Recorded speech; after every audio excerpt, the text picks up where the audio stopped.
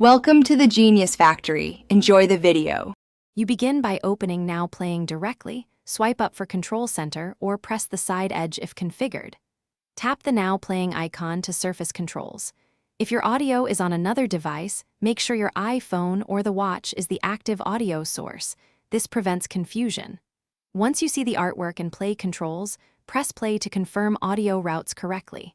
You're now set to control volume, skip tracks, and monitor playback from your wrist without delay. Now focus on controlling playback. You can adjust volume with the digital crown for fine changes or tap the speaker icon for quick jumps. Tap next or back to skip tracks. Hold the button to seek within podcasts or chapters.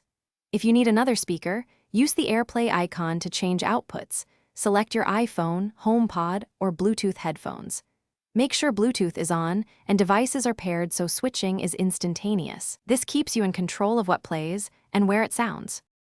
To finish, pause playback and swipe down to exit Control Center so the watch returns to its watch face.